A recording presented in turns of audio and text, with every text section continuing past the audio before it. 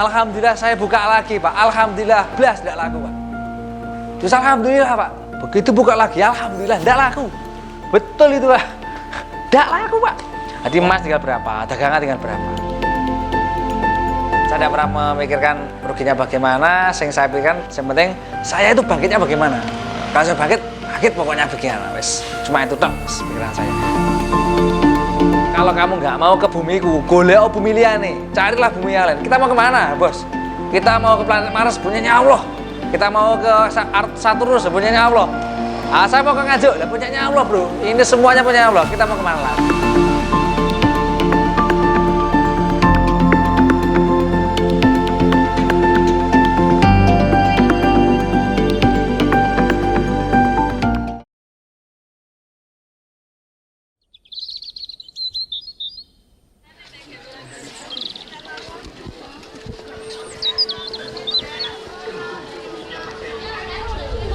Assalamualaikum warahmatullahi wabarakatuh. Alhamdulillah, perkenalkan nama saya Khairuman, biasa dipanggil dengan Uman. Saya merintis usaha dulu berawal dari emas. Dulu saya tidak pernah cita-cita jadi pedagang, tapi karena dorongan dari orang tua, saya dulu pengennya jadi tentara, tapi sama ayah dan ibu memang nggak boleh, jadi ya saya harus samina wa ta'na pada mereka, karena mereka yang membesarkan saya, mungkin nggak ingin putranya jauh-jauh dari mereka. Akhirnya saya membuka toko emas itu lantaran karena bapak ibu saya dulu pengusaha emas.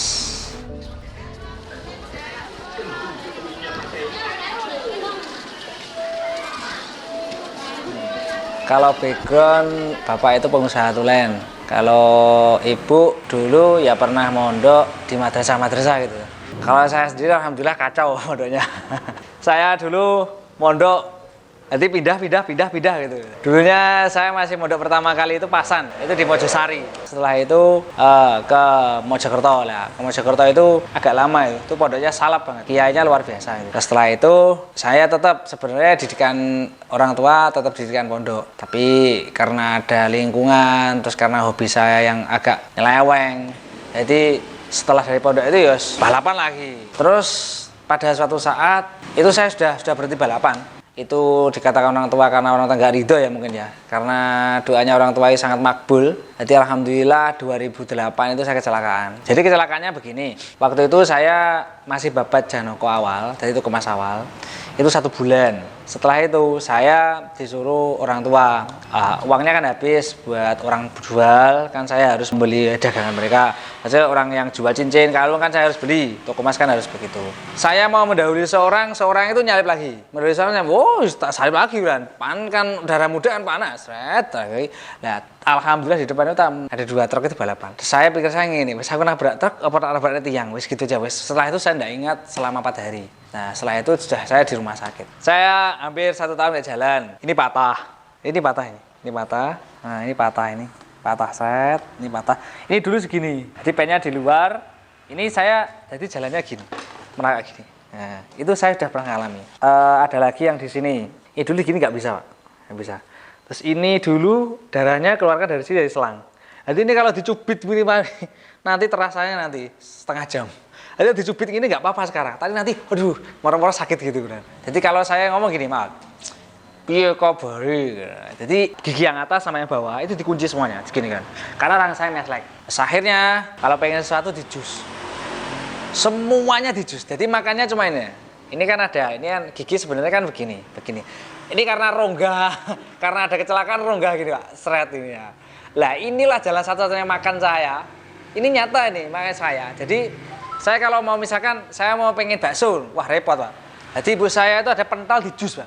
Jadi saya sudah merasakan jus pentol ini seperti apa. Betul yuk, jus pentol seperti apa itu, jus gorengan seperti apa. Waduh, dah enak banget. Jadi makannya gini.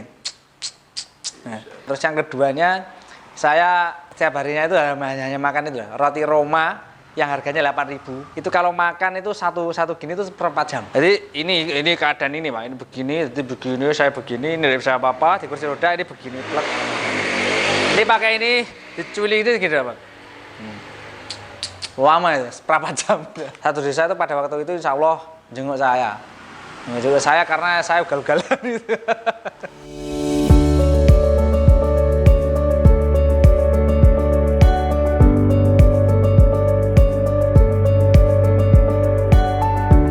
itu sudah saya di rumah sakit. Nah di saat itulah saya merasakan ya Allah kok urip kok seperti ini. Waktu itu memang di dalam hati saya memang ngomong pokoknya aku bariki pengen leren, pengen tobat, wis gak baleni renono.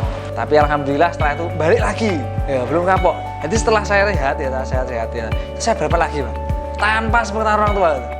Bener-bener berhenti titik itu setelah saya nikah. Saya nikah dulu mati janji sama istri saya. Pokoknya semua dulu yang pernah dilakukan sudah dilakukan, semenuju kebaikan. Oke, siap. Setelah itu saya memang benar-benar berhenti.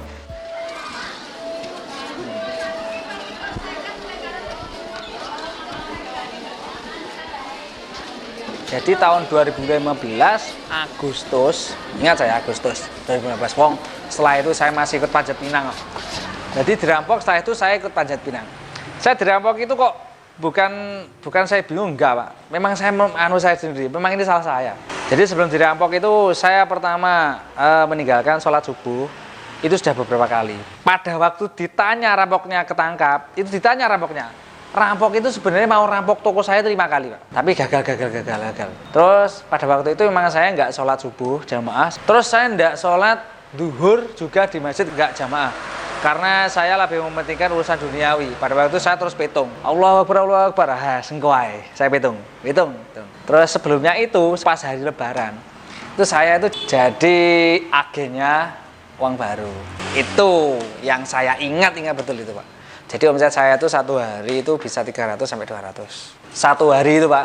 Saya itu pakai ransel itu. Jadi saya ke teman Blitar itu ada yang nyetok uang baru itu dari bank itu baru, terus akhirnya di 10-nya berapa? Ternyata itu yang menyebabkan saya masih ingat betul. Jadi pada waktu dirampok 2015 itu saya alhamdulillah jangan bergerak. Saya jangan bergerak, saya tidak mau, saya mundur ke belakang. Alhamdulillah pada waktu saya di belakang saya tidak apa-apa. Itu anak-anak nangis semuanya. Saya ngomong loh, lah apa sama nangis apa? Sama dirampok kok Mas. Ya wis wayahe lha piye kurane. Wis wayahe dirampok lha apa neh kurane. Saya masih di belakang itu Pak. Karena memang saya pernah melakukan kesalahan gitu. Akhirnya alhamdulillah rampok itu cuma 5 menit kalau nggak salah. Enggak semuanya diambil, enggak. Ya ada yang berceceran begitu. Berceceran itu blok, terus sebelah yang sana itu masih ada. Tapi enggak terlalu banyak enggak. Tapi ya banyak yang dibawa. Alhamdulillah saya pada waktu itu setelah selesai saya maju. Orang pasar nggak ada satupun yang berani. Karena apa? Musuh pistol. Pada waktu itu kan. Saya langsung teringat itu saya. Walah, kalau dunia itu seperti ini. Jadi kalau dunia mau dihapus, Allah dengan mengucapkan kun fayakun beres. Padahal mencarinya itu, waduh lama banget. Nah, terus Allah berkehendak kun maka fayakun. Tinggal gini, 5 menit udah beres. Jadi pada waktu itu sudah berceceran semuanya itu. Jadi emas yang berceceran, yang lainnya dibawa pakai ini, pakai tas lempang itu. Bawa jangan bergerak. Jadi satunya nodong, satunya mau itu mecahin kaca, tembak-tembakin, mecahin kaca itu diambil. Ya saya masih ingat kata-kata saya Jurundal. Pokoknya apa yang di depan kita, itu dipunguti aja. Jadi dipunguti. Saya punguti Pak, betul saya punguti. Jadi tak punguti, saya punguti ya. Dari situlah saya bangkit dan saya tidak pernah akan mengulangi kesalahan saya. Seperti itu. Nah sisa-sisa itu saya putar. Akhirnya kan itu alhamdulillah dengan izin Allah 1 bulan kan tertangkap kan kita punya barang bukti. Saya nggak mengurusi itu, saya pikirnya sudah ini punya bapak. Ya, jadi saya bangkitnya itu menguti hasil sisa saya. Jadi sisa saya itu saya memang buka lagi. Polisi kan memberikan waktu saya 2 minggu untuk diteliti dan sebagainya itu loh Pak. Keinginan saya buka lagi. Kan nggak boleh sama polisinya, buat penyidikan. Nah, akhirnya saya kan punya kios sebelahnya itu yang sekarang buat bakso itu saya buka langsung. Jadi selang 1 minggu saya buka lagi.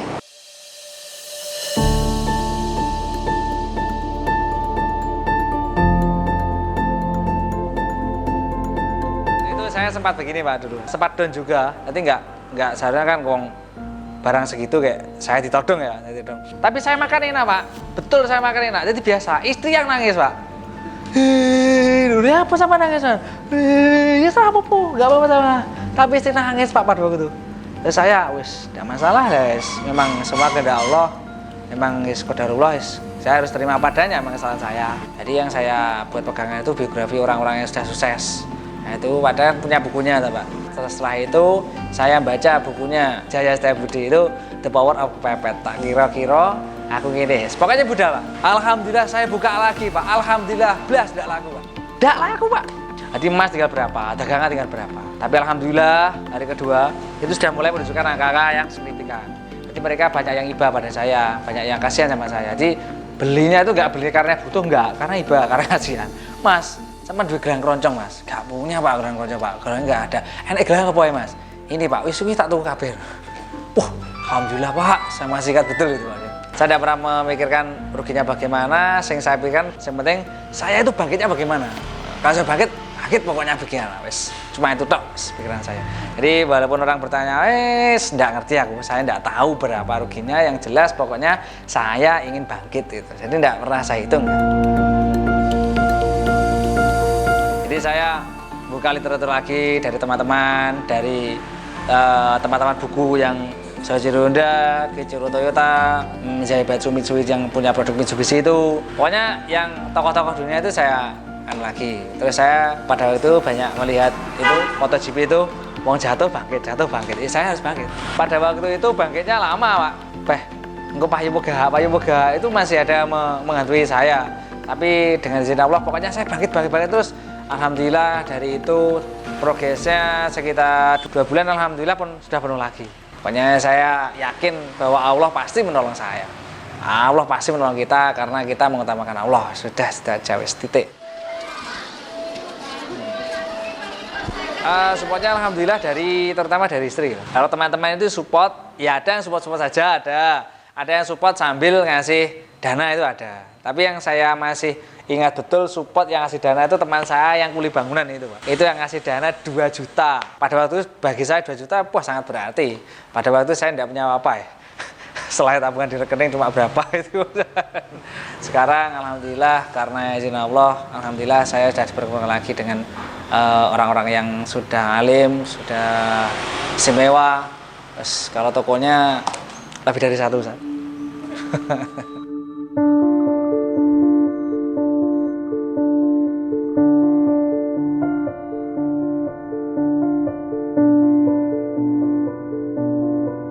Dulu kan saya bantu orang tua kan punya itu kombeng ayam itu loh, kandang ayam. Dulu kan punya ayam petelur, banyak dulu ayam petelurnya banyak. Saya kan dapat uangnya dari itu sak pakan itu kebo.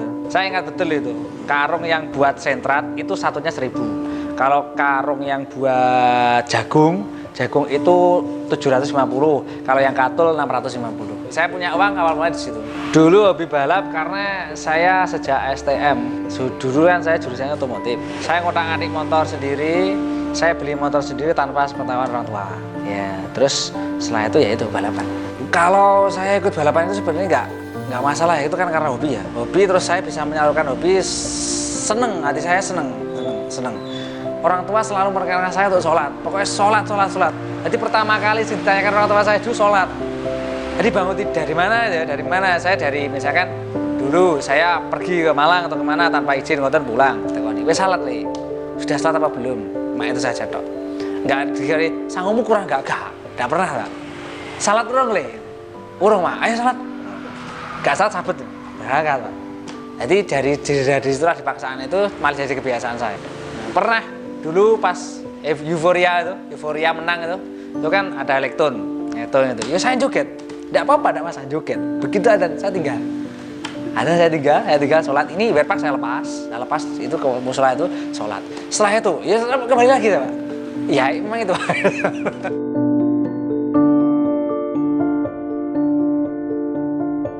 Bagi teman-teman pengusaha muslim, saya berpesan satu saja. Pokoknya jangan pernah tinggalkan Allah.